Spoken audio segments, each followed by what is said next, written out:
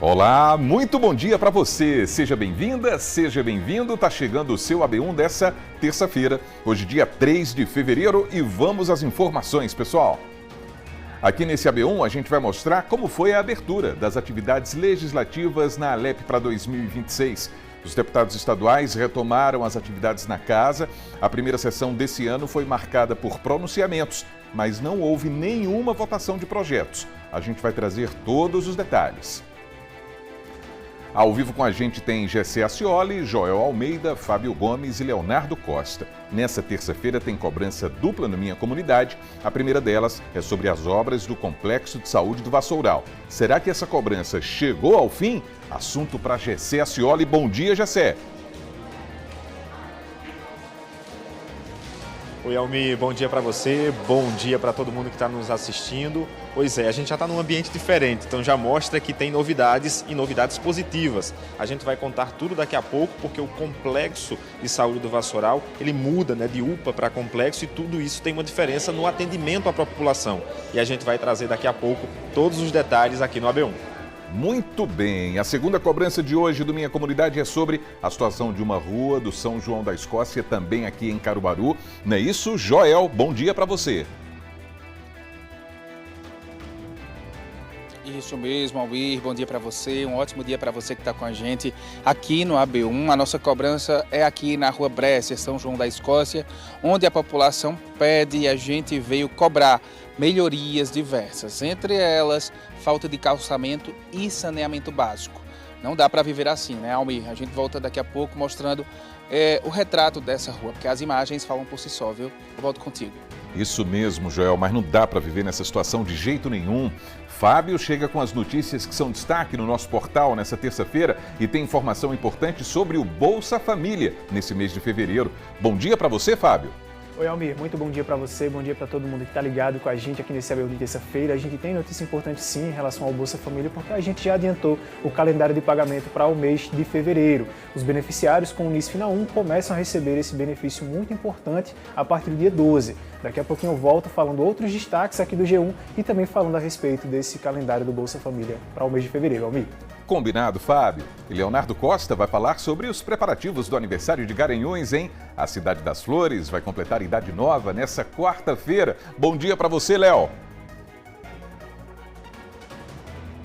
Isso mesmo, Almir. Bom dia para você, bom dia para todo mundo que está acompanhando a gente. A cidade vai completar 147 anos e a movimentação aqui em frente à prefeitura já é grande porque o palco está sendo montado e a programação começa a partir das 8 horas da manhã de amanhã, se estendendo aí até a tarde, porque tem a primeira corrida em celebração ao aniversário da cidade. Daqui a pouco eu volto porque eu vou conversar com a secretária de Cultura e Turismo daqui do município. Almir. Valeu, Leonardo. É isso, pessoal. Estamos juntos. Tudo isso e muito mais no seu AB1 que está começando agora.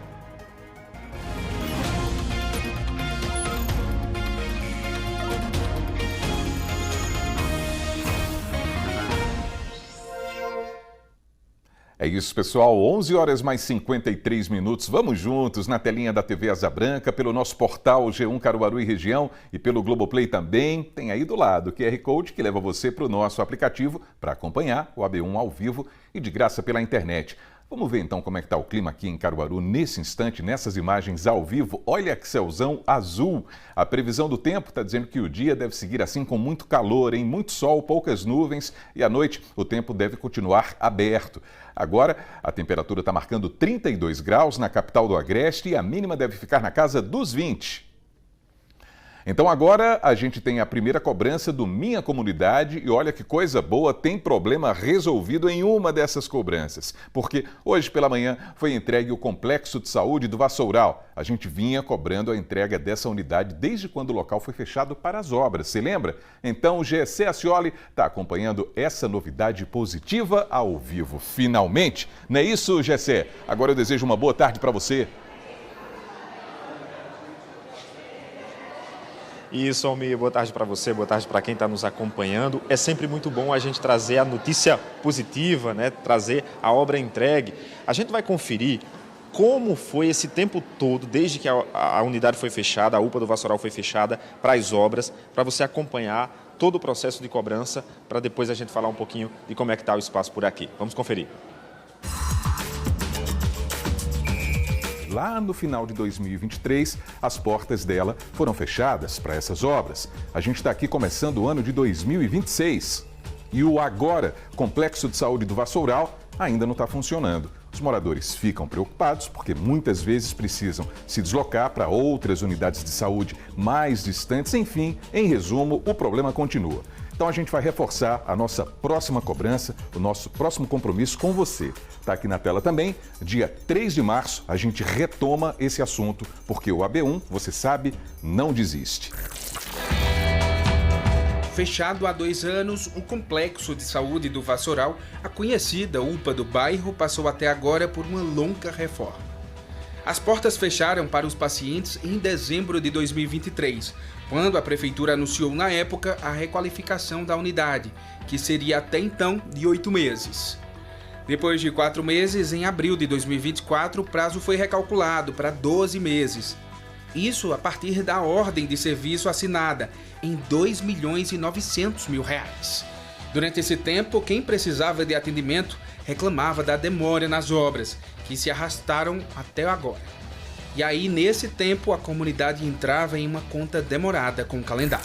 Isso aqui era o nosso socorro aqui. Cabe às pessoas aqui do bairro do Vassoural, né, pedir a alguém aí para fazer essa UPA aí, porque quebraram, mas até agora não fizeram nada, né? E a gente precisa, né, realmente, um dentista, de falar com a médica, pedir um exame. Com a população sofrendo e com obras atrasadas, uma comissão de vereadores visitou a UPA para saber o motivo de tanta demora. De lá para cá foram diversas visitas das nossas equipes mostrando a lentidão na reforma. O complexo deveria voltar a funcionar em abril do ano passado, mas o prazo não foi cumprido.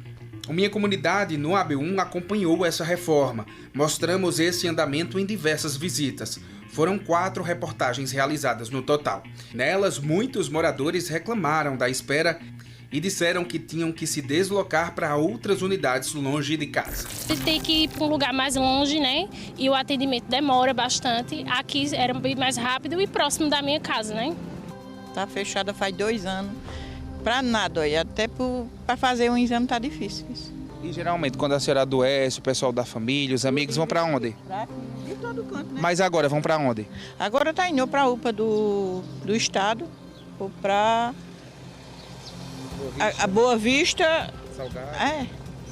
São lugares bem mais distantes, né? Pois, com certeza, né? Ou aumentar a quantidade de médicos ou terminar essa reforma aí do Vassoural para melhorar o atendimento do pessoal. Até porque a pessoa já está doente, né? E ainda tem que esperar. Infelizmente é muita gente doente aí, muita gente. A gente fica à mercê do sistema. Ainda em janeiro deste ano, visitamos a UPA para saber se estava perto das obras encerradas.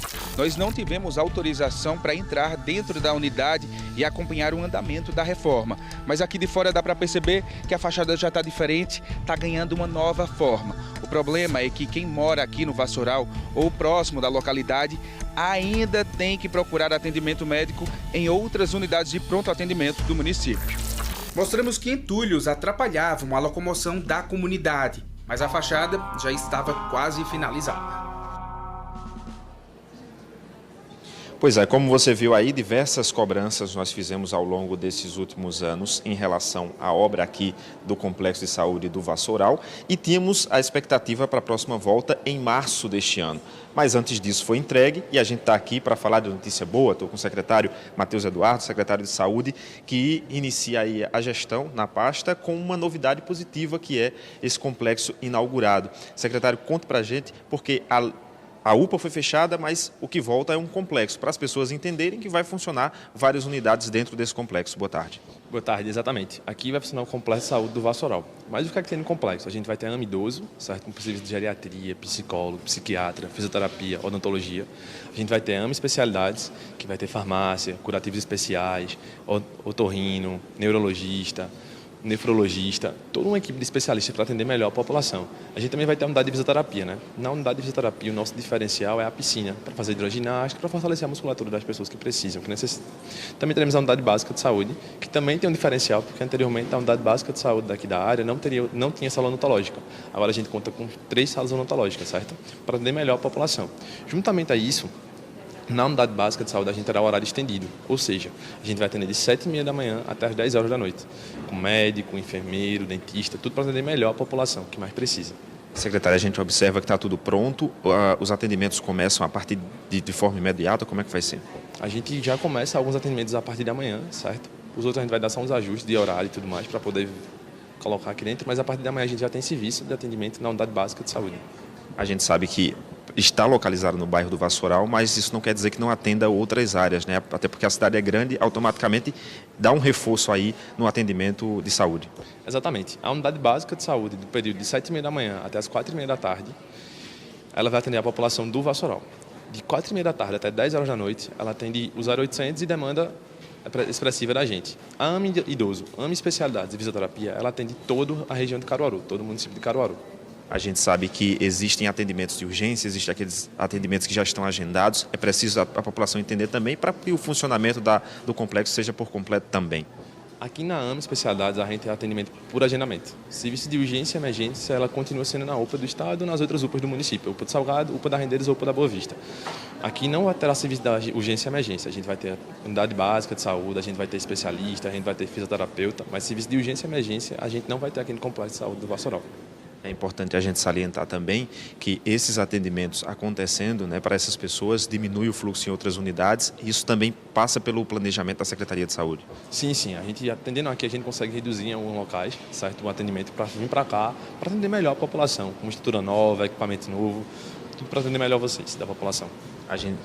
A gente agradece aqui ao secretário Matheus Eduardo, secretário de Saúde, que trouxe as informações aí atualizadas sobre o atendimento, que além do reforço das outras unidades que funcionam todas nesse complexo, também tem o fato, né, de aumentar também o horário. Então a gente está aqui para trazer essa notícia boa. Obra entregue depois de tanto tempo de cobrança, mas está entregue para a população, é quem ganha, Almi. Gessé, muito obrigado pelas informações. A gente agradece também ao secretário que conversou com você e vamos seguindo. Valeu, Gessé. Então que a entrega desse complexo de saúde do Vassoural signifique um alívio, enfim, para esses moradores, não é, pessoal? E que seja mais um equipamento a serviço da população de fato. Foi uma luta e tanto, depois de várias paralisações das obras, mas agora é contar com os serviços de atendimento dessa unidade de saúde para o bem dos moradores do Vassoural e das proximidades também, do município como um todo. Enfim, mais uma missão concluída aqui no Minha Comunidade, com esse carimbo aí na tela, porque esse quadro não desiste, ele sempre vai até o fim, até que tudo seja resolvido. Tanto é que agora a gente vai à segunda cobrança do Minha Comunidade hoje. Vamos seguir até uma rua do São João da Escócia, aqui em Caruaru também. Essa rua, pessoal, está sem calçamento e com muitos problemas de saneamento. Joel Almeida está ao vivo acompanhando essa situação toda. Não é isso, Joel? Boa tarde para você. Oi, Almir, boa tarde para você. Nós estamos aqui na Rua Brécia, bairro de São João da Escócia. A rua começa basicamente aqui onde eu estou, poucos metros aqui para cima, e vai até lá embaixo, bem depois daquele caminhão. E as imagens falam realmente por si só, né, Almir? Olha só, na terra falta saneamento básico e falta também calçamento. Falta de saneamento causa isso aqui, ó, que a gente está vendo, esses esgotos correndo pelo meio da rua. Esse aqui os moradores dizem que está há meses, desde o ano passado, desde 2025, nenhum paliativo foi feito nesse período. E aí os moradores sofrem, principalmente quem anda a pé, né? Precisa sair, ó, nesse zigue-zague aqui pela rua para poder chegar no destino sem se melar. Imagine também quem anda de carro, moto, a gente filmou aqui, fez gravações na reportagem que você vai ver agora, que o pessoal sente muita dificuldade também. E a população, enquanto isso, sofre bastante. Veja. Olhando assim, parece que essa rua pode estar situada em qualquer uma comunidade. A falta de calçamento aliada ao saneamento básico são retrato dos bairros periféricos das cidades. Não deveria acontecer, mas como acontece, estamos aqui para cobrar. O tempo desta reportagem poderia ser sobre um outro tema, um assunto que pudesse ajudar a população de outra forma, educando, mostrando à população boas práticas, boas ideias que têm mudado a realidade. Mas não podemos fechar os olhos. É por falta de saneamento e de pavimentação que a comunidade sofre com outras questões, como saúde, segurança pública e até alagamentos, por falta de um sistema de esgotamento capaz de escoar água e esgoto. Mas nada disso funciona por aqui. Estamos na Rua Brécia, bairro São João da Escócia, Caruaru. Aqui sobram esgotos e nessa época de sol forte, muita poeira. Estivemos aqui ano passado, quando minha comunidade veio pela primeira vez mostrar como os moradores vêm sofrendo na pele. Os problemas e cobramos do poder público soluções, é aí que conseguimos ser uma mão amiga. E desta vez, viemos a este cruzamento. A imagem fala por si só. É o caos que diariamente prejudica os moradores da Rua Brécia com a Turquia. Primeiro, as duas não contam com saneamento. E depois não há calçamento nesta parte do São João da Escócia. O esgoto é o que mais chama a atenção. A mãe passa por esse ponto e precisa suspender os filhos para que não caiam na água suja. Que situação lamentável! Da última vez que estivemos aqui em outubro do ano passado para hoje, a situação é praticamente a mesma. O esgoto segue escorrendo pela rua como se fosse um pequeno rio. Ele até encontra outro esgoto dessa outra rua aqui nesse ponto e segue para essa outra rua, que é a Rua Turquia. Enquanto saneamento e calçamento não forem feitos, uma população inteira de um bairro vem sofrendo. E até quem não é do bairro sofre. Ulisses vem fazer entregas a clientes no bairro e diz que passar por aqui é dificultoso. Muito esburacado, tem esse lamaçal aqui, ó, como vocês estão vendo. E para onde leva essa sujeira, né? Com certeza. Eu já comentei com minha esposa várias vezes, que a gente toda semana passa, como eu falei, e percebo que é muito precário, é muito esgoto, isso é desumano. Quem anda a pé sofre ainda mais. Leonarda tenta desviar do esgoto ao caminhar por aqui, um desvio repetidamente sofrido. A gente é abandonada aqui, nessa rua. Aqui para passar tem que estar coisando de tempo de chuva, é mais complicado ainda para levar a criança na escola, para precisar de alguma coisa muito pior, que aqui só leva os esgotos, só leva estourado. Aí as fossas começou a estourar, estoura uma, depois passa para outra, e assim vai, e é a situação que vocês estão vendo aqui. Todas estão estouradas, todas estão entupidas. Por causa de uma, as outras também vão estourando e assim fica a rua. Para Maria do Carmo, uma rotina amarga e impossível de esquecer. É de pior a pior. De pior a pior. Enquanto mais dia vai se passando, vai piorando a situação. E uma capinga dentro a gente para tomar café de noite, almoçar durante de meio-dia, tem que fechar as portas, senão ninguém não aguenta. Da catinga tão grande.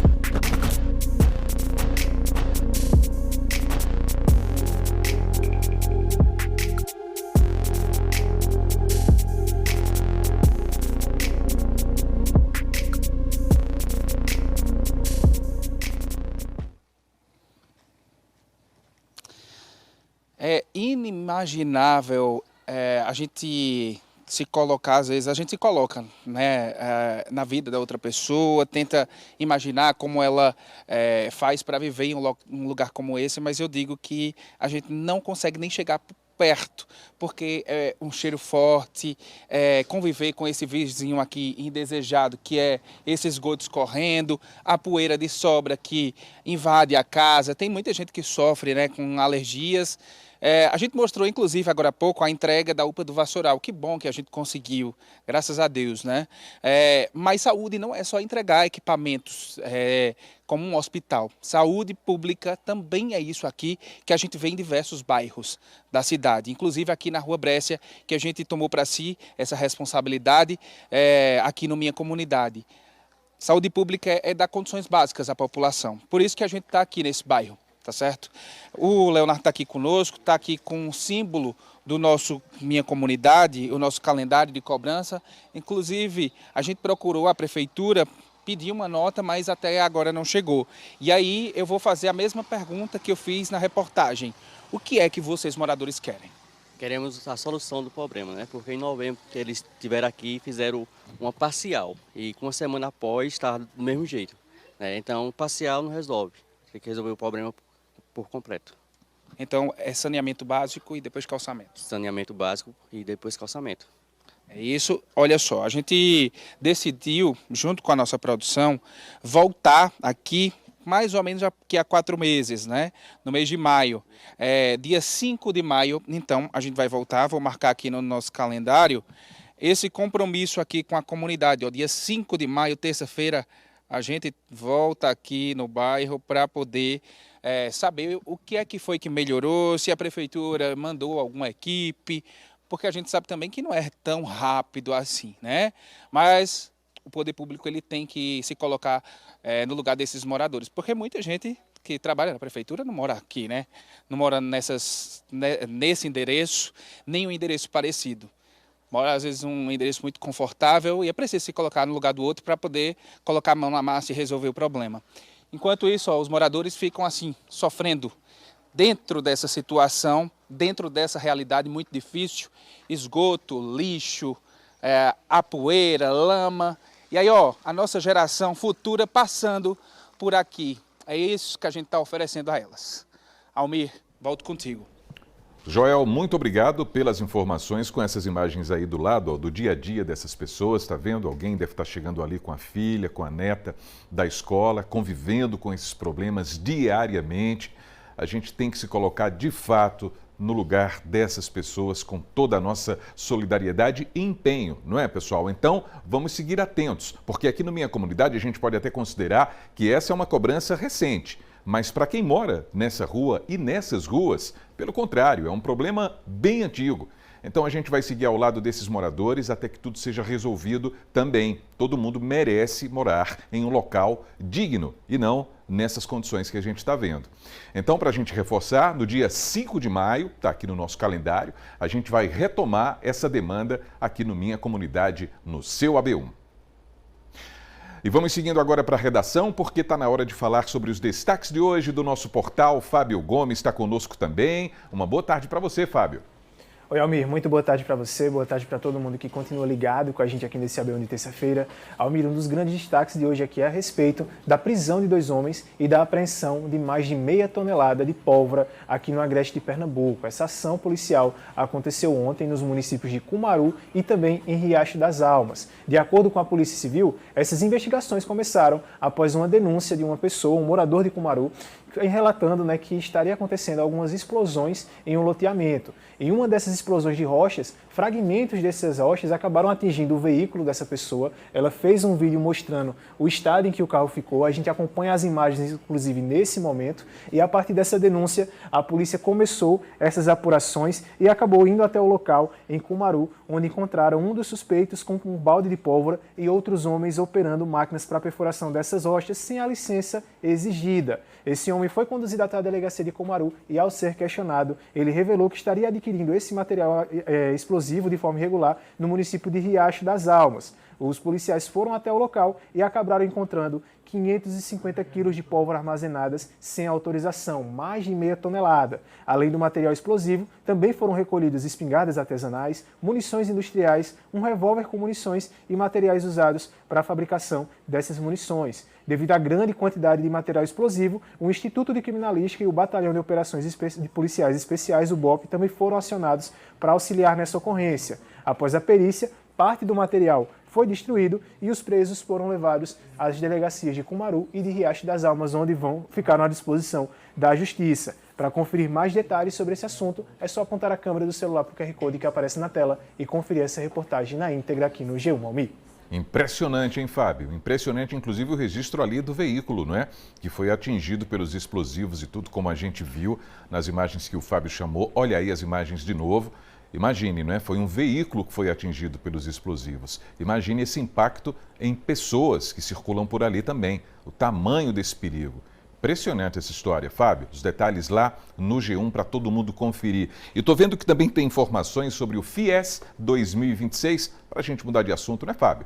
Exatamente, Almir. Para a gente mudar um pouco de assunto agora e falar sobre educação, o FIES, esse programa de financiamento estudantil, abriu as inscrições hoje. Os candidatos que têm interesse podem estar acessando o site oficial do MEC para o primeiro semestre. De acordo com o Ministério da Educação, serão disponibilizadas 67.301 vagas nesse início de ano e as inscrições podem ser feitas por meio do site oficial até às 11 horas e 59 minutos do dia 6 de fevereiro. O resultado vai ser divulgado no dia 19 de fevereiro. a gente relembra também que por meio do FIES é possível usar a nota do Exame Nacional do Ensino Médio, Enem, para pleitear um financiamento das mensalidades de uma instituição de ensino privada e diferente do ProUni, né? Com relação ao FIES, os candidatos podem estar utilizando a nota do Enem a partir de 2010. Diferente do ProUni, esse programa ele não oferece a bolsa de estudo, né? E sim um empréstimo que depois que o candidato concluir a graduação, ele deverá quitar essa dívida com parcelas proporcionais à sua renda. De acordo com o cronograma, o resultado dos pré-selecionados será no dia 19 de fevereiro,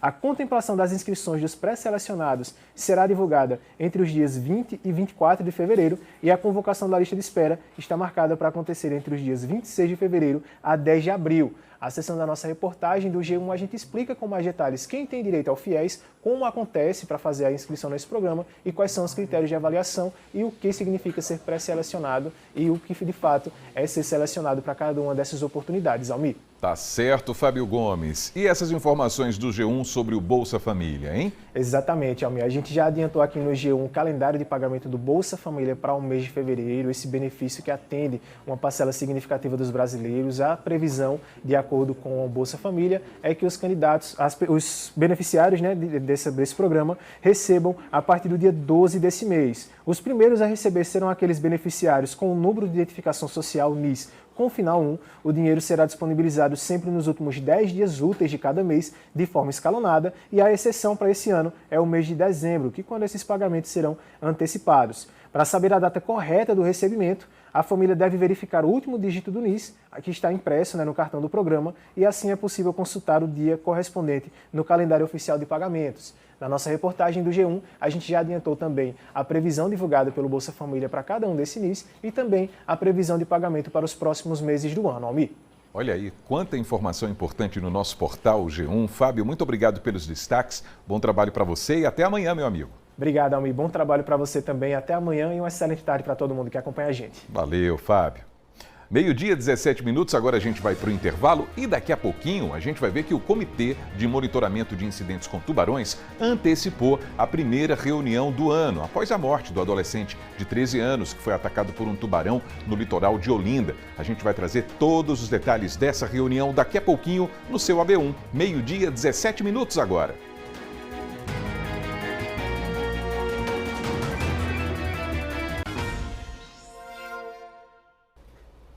O seu AB1 está de volta, meio-dia, 18 minutos. Vamos dar uma olhadinha na previsão do tempo para algumas cidades aqui da nossa região.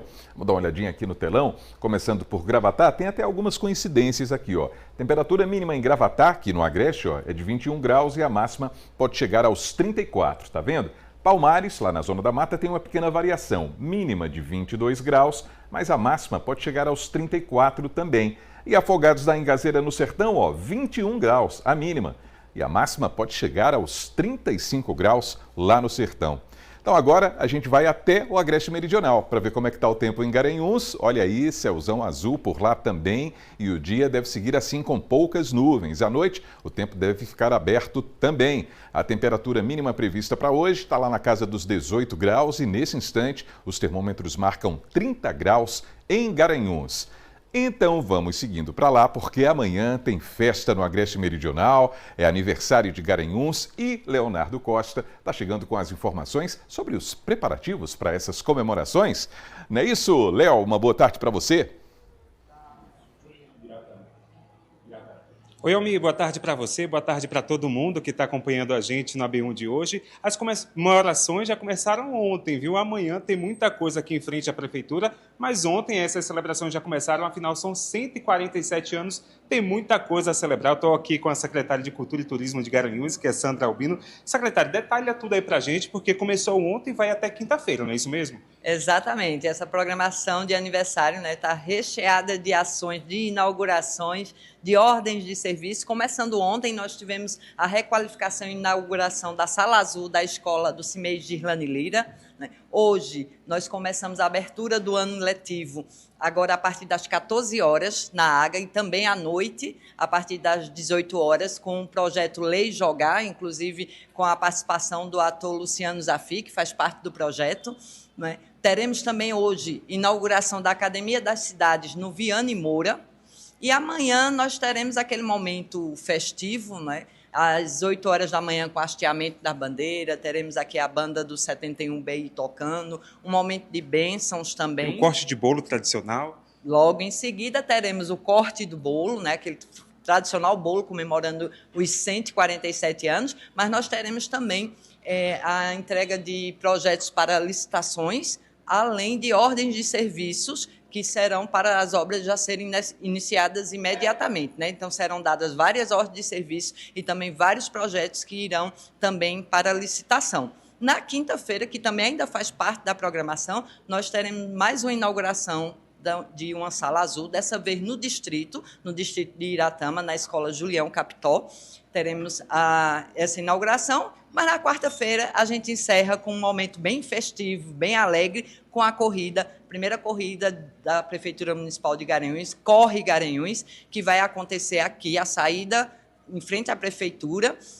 A partir das 14h30, nós já teremos aqui uma concentração com o DJ Luciano Matias. Logo em seguida, quando terminar a corrida, nós teremos aulão de dança, mas a gente encerra a corrida com o artista Márcio Duca. A gente vai ter quantos participantes e tem aquela galera, os pipocas, né? Exatamente. A corrida, nós tivemos 1.200 inscrições, que inclusive quem fez sua inscrição tem hoje até às 17 horas para pegar o kit, tá? Lá na Secretaria de Cultura.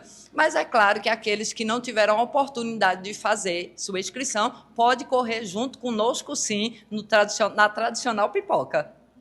Então amanhã aí, cedo, começa com hasteamento, depois tem a bênção, tem banda se apresentando. Exatamente, e muitos serviços, né? Muitas ordens de serviço para comemorar o aniversário de Garanhuns, justamente como essa gestão sabe fazer, com muito trabalho, pegado no serviço sempre e muitas obras para Garanhuns. Secretária, muito obrigado pelas informações. Então você que quer participar dessas celebrações aqui em frente à Prefeitura, amanhã começa a partir das 8 horas da manhã, seguindo aí até a tarde com a primeira corrida em celebração, especialmente aos 147 anos de Garanhuns. Almir, volto contigo. Legal demais, hein, Léo? Legal demais. Muito obrigado pelas informações. A gente agradece a secretária também. Valeu, Léo. Depois do período de recesso, os deputados estaduais retomaram as atividades no plenário da Alep, pessoal. Então, a gente vai conferir como foi essa primeira sessão do ano. Ela foi marcada por pronunciamentos e sem votação de projetos. As férias terminaram, mas a Alep já está em sessão extraordinária desde o começo de janeiro, analisando 4 projetos enviados em regime de urgência pela governadora Raquel Lira. Os projetos tratam de novos empréstimos, ajustes no orçamento e refinanciamento de dívidas e repasses do TJPE. Até agora, nenhum avançou. A abertura dos trabalhos teve discurso do presidente Álvaro Porto. Além de legislar e fiscalizar, a Casa deve continuar nesse ano 2026 a assegurar direitos e, acima de tudo, garantir conquistas à população pernambucana. Seguiremos ouvindo, conversando e buscando consensos. Continuaremos com as mãos estendidas, as parcerias e a construção de entendimento e avanços. A governadora Raquel Lira participou da sessão junto com a vice Priscila Krause. Ela pediu que os deputados coloquem o Estado acima de interesses pessoais e defendeu a aprovação dos projetos para evitar que Pernambuco trave. Que 2026 precisa ser um ano de ainda mais responsabilidade política. Este ano não é um ano para distrações, não é um ano para ruídos, não é um ano para disputas que atrasam o Estado. É um ano para consolidar o que foi construído, entregar o que está contratado e preparar Pernambuco para um novo ciclo de crescimento e desenvolvimento. Um grupo de estudantes e opositores da governadora protestou. O líder da oposição, Caio Albino, disse que o grupo vai seguir fiscalizando. O papel desse parlamento é justamente acompanhar, monitorar, garantir que cada real utilizado se converte em obras, serviços e políticas públicas que cheguem na ponta, na realidade das pessoas. A líder do governo, Socorro Pimentel, disse que o Estado tem avançado.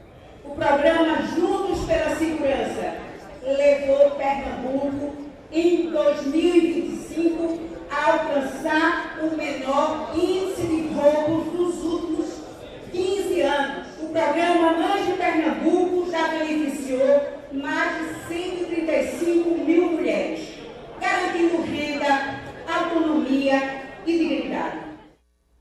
Bom, agora 12h26, vamos falar sobre as mudanças para emissão da CNH. É isso, recentemente o Senatran informou que a baliza não será mais obrigatória para o exame de direção.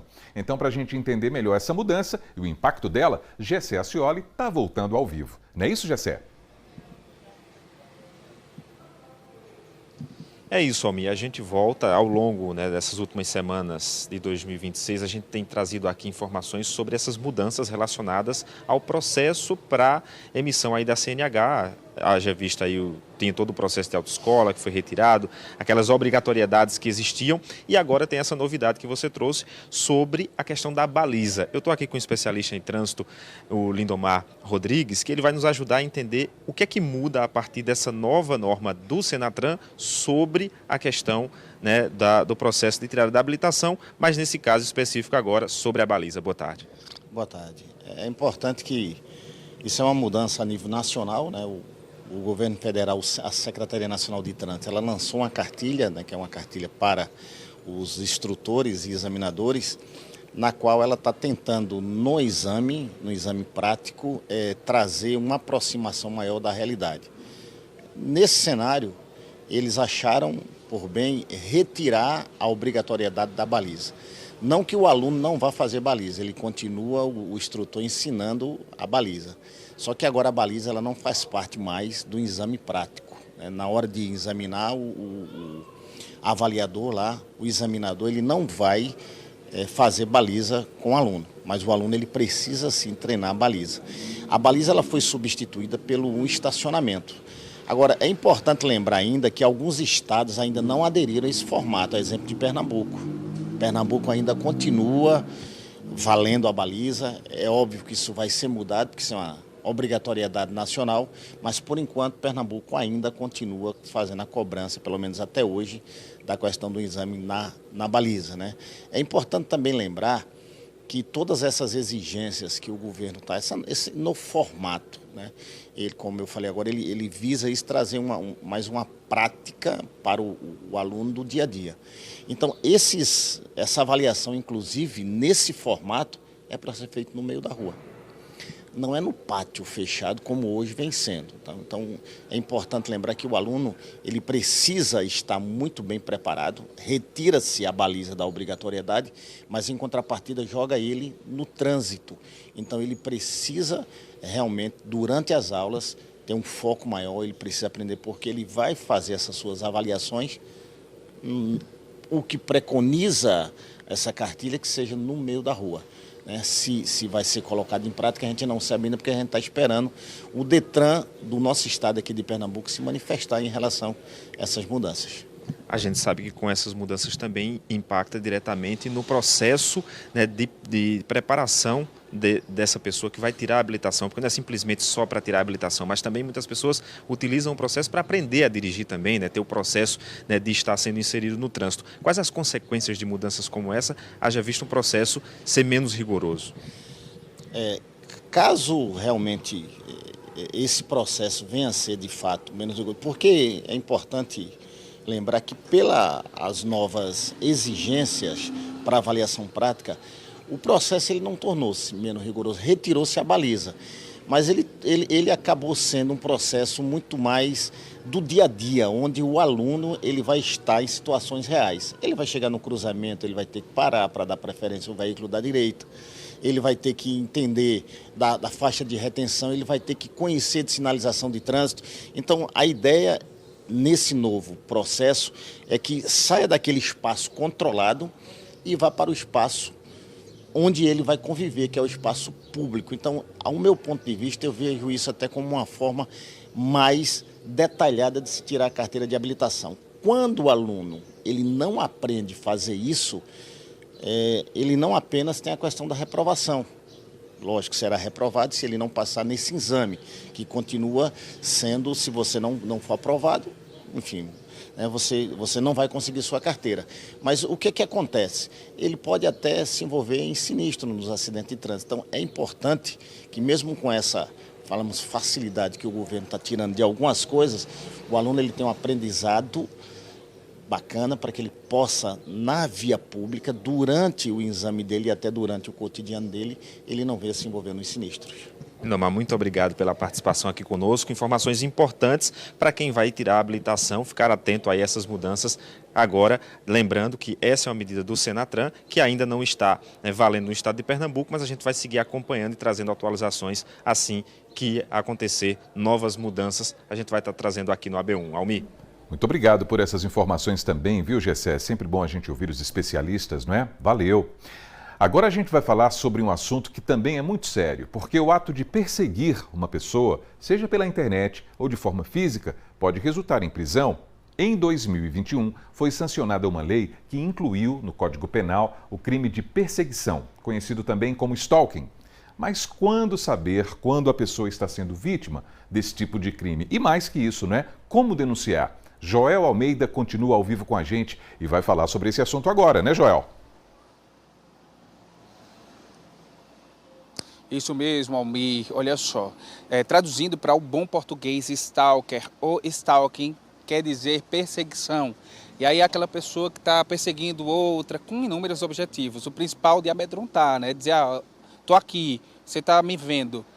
Isso veio acontecendo recentemente com 2 atores brasileiros famosos, a Isis Valverde, uma atriz muito famosa de norte a sul do Brasil, e o Marcos Pitombo, que usaram as redes sociais para falar desses casos. Mas pode parecer que só acontece com o famoso, lá longe pode acontecer principalmente com quem está perto, viu? Vou conversar agora com a advogada especialista em direito digital, a Débora Almeida, que está aqui conosco. Débora, é isso, acontece com quem está perto, né? Qual é a principal forma de acontecer? Boa tarde. Boa tarde. Exatamente. Acontece com uma pessoa que tem um ex-marido, um ex-namorado ou vice-versa. O crime, ele é o ato de perseguir reiteradamente, ou seja, de forma repetida, a vítima. E o que é que ele ocasiona? Ele vai ocasionar aí uma lesão, ou seja, uma ameaça física e psicológica na vítima. E ele afeta também a privacidade e a liberdade da vítima. É bacana você explicar isso, porque muita gente que está assistindo a gente pode estar se reconhecendo, né? Inclusive, existe uma lei para proteger essas pessoas. Sim, ele é tipificado no artigo 147A do nosso Código Penal. Tá? Então, praticar o stalking e o cyberstalking, que é importante até diferenciar o stalking do cyberstalking, é crime. Não deixa de ser crime. E aí, a reclusão ela vai de 6 meses a 2 anos de prisão.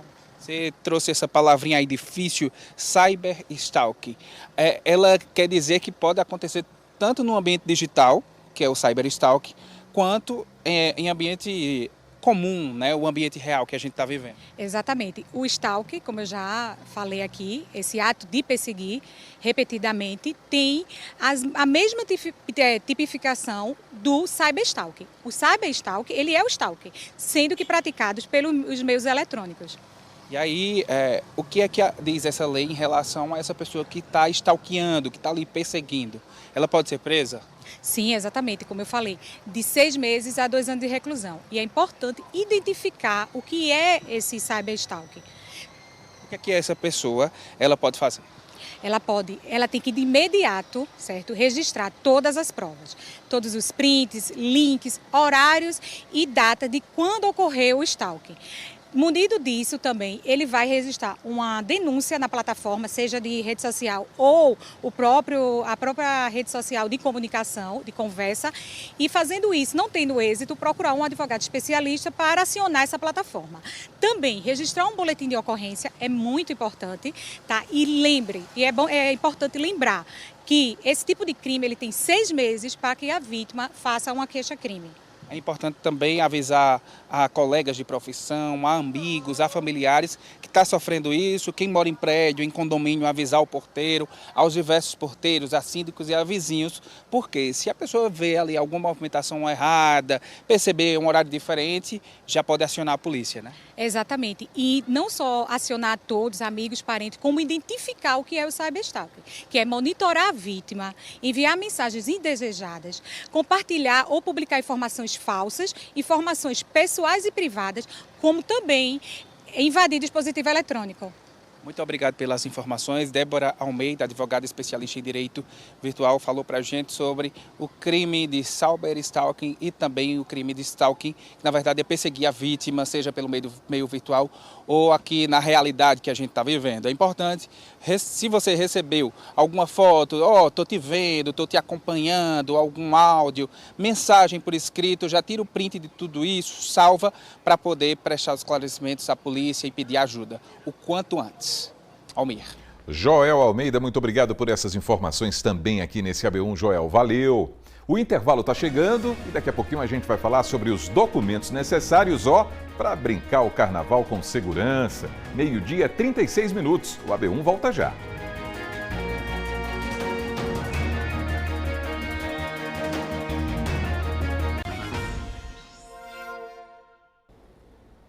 Então a gente está de volta com o seu AB1, 12h, 38 minutos. Vamos dar uma olhadinha na movimentação do trânsito, só que lá em Garanhuns, hein? Pois é, a Cidade das Flores amanhã faz aniversário. Essas são imagens aí da Rua Barão de Rio Branco. A gente está vendo a movimentação dos veículos na parte central da sua tela. Muitos pontos comerciais nesse trecho da cidade, não é? E, consequentemente, muitos veículos circulando e outros estacionados aí, nas laterais. É isso, amanhã Garanhuns completa 147 anos. E vamos seguindo, porque começou hoje o ano letivo nas escolas públicas estaduais e municipais aqui de Caruaru e, claro, muitos estudantes estavam assim, acostumados com o período de férias. Por isso é importante começar a organizar o tempo de novo. Joel Almeida está voltando e tem essas orientações agora, né, Joel? Isso mesmo, amigo. Olha, desde cedo eu e o Matheus Guerra estamos aí circulando por Caruaru, preparando uma reportagem mostrando, né, esse início das aulas. E que gostoso ver, deu até inveja, viu? Ver os estudantes voltando para a sala de aula, só com esse único compromisso, mas é um compromisso realmente que deve ser levado a sério. Por isso que a gente convidou aqui o especialista em educação, o Cícero José, que é gerente regional de educação da Secretaria de Educação do Estado de Pernambuco, que está aqui conosco. Cícero, como eu disse, não só os estudantes da rede estadual voltaram hoje, também os pequenininhos da rede municipal. Quais são as dicas para todo estudante que teve início hoje? Após todo esse tempo que nós temos de férias, né, é o momento de reorganizar a rotina, reorganizar a vida, o cotidiano, e disciplina é essencial, Joel. Principalmente para que eles não possam acumular atividades, né, tarefas, entre outras demandas que a escola ela já atribui no dia a dia das crianças e dos adolescentes, para que eles possam ter um início de ano letivo mais leve. Então, sempre chegando em casa, separou a tarefa de casa, primeiro dá conta das atividades, depois faz um pouquinho de lazer, depois retoma novamente as atividades, para que a rotina também de estudos não possa ser uma rotina cansativa. É importante ter disciplina. Se sabe que a gente tem uma jornada na escola, após chegar em casa, também separar para que essa jornada ela seja estendida, mas também com um pouco de diversão, que é essencial para o cognitivo das crianças e dos adolescentes funcionarem de maneira bem adequada. Muitos pais acreditam, né, que essa rotina ela só deve começar depois que a criança é alfabetizada, mas não é bem assim. É importante sentar com a criança, ver a caderneta, ver o que foi que ela aprendeu no dia, perguntar isso também para que ela reviva isso, né? Nós sempre falamos que a escola é uma extensão da família, né? Do mesmo jeito que a família é uma extensão da escola. Então é importante que cada família acompanhe bem seu estudante, seja na primeira infância, na segunda, já na fase adolescente. Para os adolescentes a gente tem agora um peso bem maior, porque temos os estudantes que adentraram ao primeiro ano do ensino médio, mas temos aqueles que já estão no terceiro ano do ensino médio, né? E foco é um dos pontos principais para que eles possam lograr êxito ao final do ano, já que esse ano, como os anos anteriores, é ano de Enem, para quem está no primeiro ano é ano de SSA, para quem está no nono ano também, né, já vai pensando naquelas provas das escolas técnicas, dos institutos no final do ano, e para os pequenininhos, né, na primeira infância, é importante também que mesmo antes da alfabetização a gente tem um período de lazer que é importantíssimo para o desenvolvimento cognitivo das crianças, né? São os momentos de desenhos, são os momentos em que as famílias se reúnem para aquelas narrativas, né, do sofá, da casa, do cotidiano específico de cada família. Então é importante que cada família se organize para que possa estar ao lado do estudante, para que ele se sinta fortalecido e assim consolidar o seu projeto de vida, que com certeza é importantíssimo não só para o estudante, mas para a família no geral. Você tocou aí um ponto importante, a participação da família. Qual a dica você daria para os pais que estão assistindo a gente agora, que querem ver os filhos, mesmo pequenos agora, né? Com 3, 4 anos, começando a vida estudantil, outros maiores, mas querem ver esse filho aí, ó, pegando o diploma da universidade, quem sabe mestrado, doutorado. Mesmo com muita dificuldade, morando aí distante, enfim. Quais são as dicas? Primeiro que hoje nós estamos numa sociedade globalizada, né, em que o nosso cotidiano ele anda muito rápido.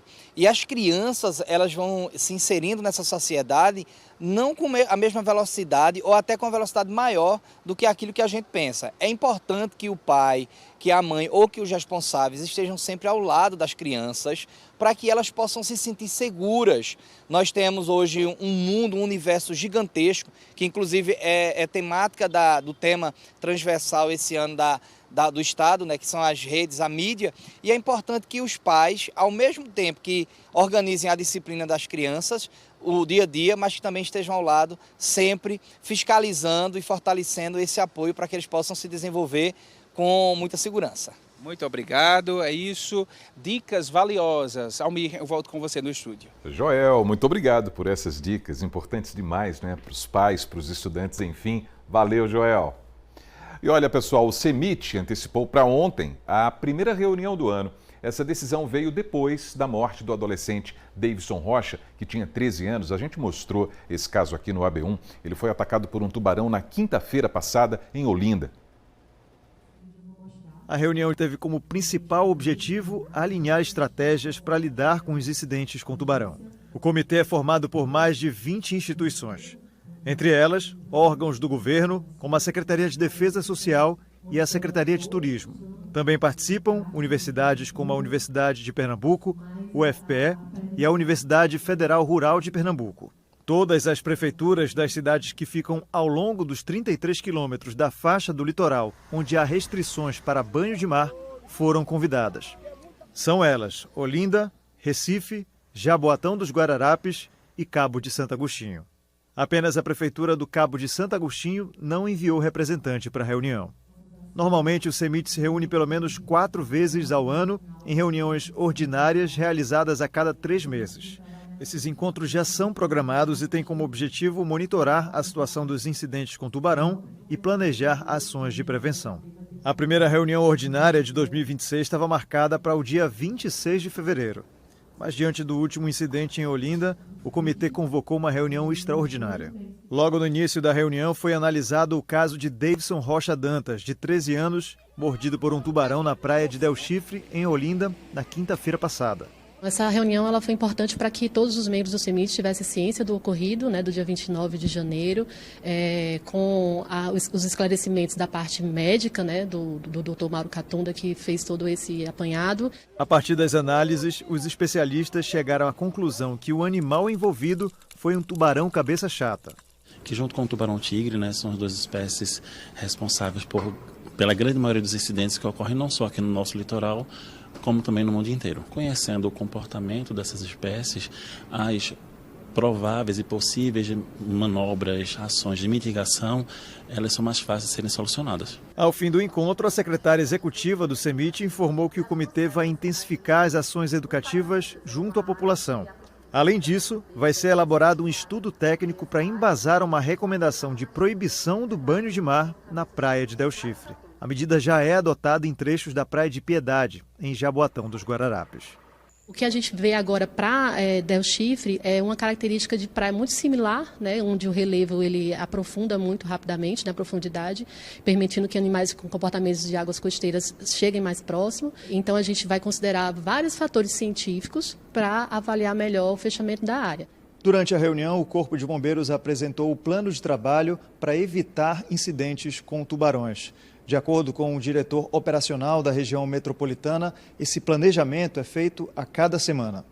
Del Chifre volta a entrar nas nossas preocupações em primeira ordem E a partir de então, nós temos rondas com embarcações e rondas terrestres. Essas rondas elas não incidem em ter um posto fixo, visto a pouca quantidade de banhistas e o movimento específico e aquele diagrama de risco narrado anteriormente. Contudo, estamos atentos para que novos eventos, como o trágico que aconteceu com o Davidson, não se repita. A gente vai se ver na Globo.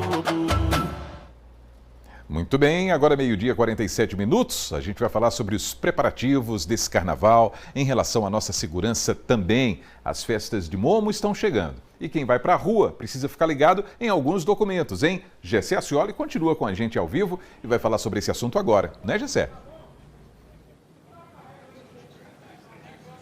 É isso, Almir. O Folião tem que estar preparado para curtir bem e com segurança esse carnaval. Eu estou aqui com o Raul Rodrigues, que é advogado e vai nos ajudar a compreender. Eu vou para a festa, mas preciso ficar atento a alguns documentos para levar, para ter a segurança de, por exemplo, precisar de um atendimento, apresentar esse documento. O que é que eu devo fazer para estar bem preparado na folia? Boa tarde. Boa tarde, Gessé. Boa tarde a todos. Bem, exatamente. Principalmente nesse contexto de festividades agora do Carnaval, então é importante a gente relembrar da importância da documentação correta para a gente estar munido nesse momento, uma vez que não garante não apenas a segurança, mas também assim acesso a todos os eventos, né? A gente não quer ficar de fora de nenhum.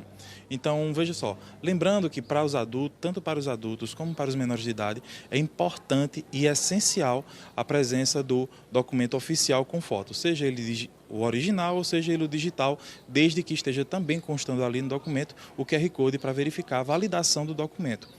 Hoje em dia já temos uma integração bastante interessante a respeito do cartão do SUS e de vacinação no próprio CPF da pessoa. Mas mesmo assim é importante que você revise se toda essa documentação está correta, tá? Está constante no seu sistema do SUS, para que quando não haja nenhum atraso, nenhum equívoco na hora do atendimento médico hospitalar, se for necessário. A gente também tem aquela questão de viajar com crianças, ter aqueles acessos, seja para aeroporto, seja nas rodoviárias, enfim, ficar atento também a essas questões. Isso mesmo. Caso você esteja com alguma criança que você não seja o guardião legal, é crucial que você tenha presente a autorização dos pais, por escrito, com firma reconhecida, autorizando você a estar responsável por aquela criança, desde que essa documentação também seja acompanhada da cópia do documento dos pais e do contato telefônico. É muito importante que você deixe uma cópia com você, que vai ser o responsável pela criança, mas também uma cópia com a criança, em alguma mochila, alguma sacola, ou mesmo ainda no bolso dela, porque caso ela se perca, alguém que encontre essa criança vai estar munido de toda essa documentação, tanto até para prestar os primeiros socorros, como também para entrar em contato com o responsável para, né, fazer o reencontro ali da criança com seu responsável ou até mesmo com seu guardião. Raul, muito obrigado pelas informações. Raul Rodrigues, advogado, nos ajudando a compreender a documentação necessária para estar com o carnaval tranquilo, para brincar. Mais um festejo de Momo, Almir. Exatamente, com toda a segurança. Um folião seguro é um folião feliz, não é assim, Gessé? Muito obrigado pelas informações, a gente agradece ao advogado também. Intervalo chegando e na volta a gente vai falar sobre o Campeonato Pernambucano e ainda tem os gols do GE, porque terça-feira é dia de conferir os nossos craques da região inteira. O AB1 volta já, meio-dia, 50 minutos agora.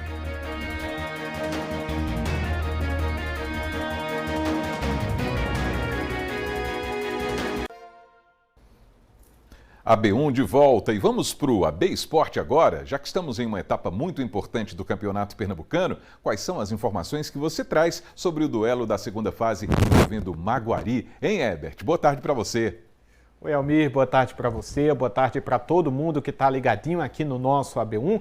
E o time que a gente vem acompanhando nesse campeonato pernambucano, o principal representante do interior, o Maguari, vai jogar amanhã pela segunda fase do campeonato estadual. Encara o Retrô no Arthur Tavares e já está fazendo promoção para convidar o torcedor de Bonito. Olha só, Maguari e Retrô lá no Arthur Tavares, valor promocional, R$20, tanto para mandantes quanto para torcedores da equipe visitante. Vendas na bilheteria do Arthur Tavares a partir das 9 horas da manhã. E segundo a assessoria do clube, os ingressos também estão disponíveis de forma online no site ingressosa.com e fisicamente na loja Gold Sports e na gráfica Júnior Vieira. Então, valor promocional R$20 é o Maguari convidando o torcedor de Bonito para participar desse momento decisivo, Almir. É isso, e hoje também é dia de se divertir com as pinturas do futebol amador. É dia dos gols do GE, não é isso, Herbert? Exatamente, Almir. Terça-feira a gente sempre faz aquela seleção bacana com os melhores golaços que a gente recebe no nosso WhatsApp. Bora conferir. Mais uma edição do Gol do GE, em clima de forró e resenha. E por falar em resenha, vamos ver quem fez bonito pela região e vai ganhar aquela moral no nosso quadro. O primeiro gol de hoje é do Ubiratã, lá em Pesqueira. Ubiratã, que golaço! Racha no calorzão de Pesqueira e o Ubiratã seguiu o lance até o fim. Recebeu o passe do colega de equipe em boas condições e bateu de primeira para fazer esse belo gol. Valeu, Biratã! Pausa na resenha que o Julivan de Belém de Maria soltou uma paulada. Confere comigo! O nosso zagueirão aproveitou um momento de descuido da marcação e soltou um petardo, meu amigo. Não deu pro goleiro. Racha pegado, com zagueiro raçudo e bom na finalização. Camisa 4, Julivan é o nome da fera. Por falar em jogador bom de bola no interior, se liga na categoria do André, lá de Garanhuns.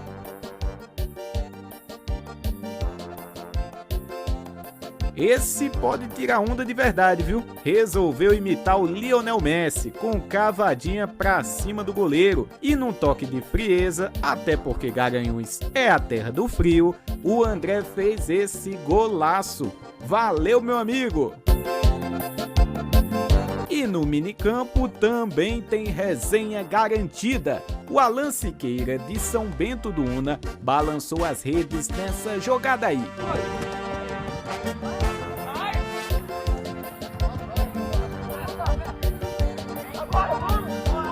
É bem verdade que o lance começou com um coleguinha do Alan todo atrapalhado, furando a bola, mas o nosso atacante se preocupou no posicionamento e no local certo, na hora certa, o Alan só completou para o fundo das redes e fez a festa com a turma. E para fechar a lista de hoje, voltamos a Garanhuns com Aloísio, que agiu igual aos melhores atacantes do futebol. O autor do gol recebeu na frente, teve muita calma para limpar do goleirão e depois dar um chutaço. Ele ficou tão perto que não tinha como errar. Repara que o Aloísio é tão artilheiro do Racha que os zagueiros até desistiram quando viram que era ele com a bola. Parabéns pelo faro de gol, hein? E com esse golaço a gente encerra mais uma edição do Gol do GE, com o forró se despedindo momentaneamente. Afinal, semana que vem é carnaval e o frevo vai surgir, mas os golaços vão continuar.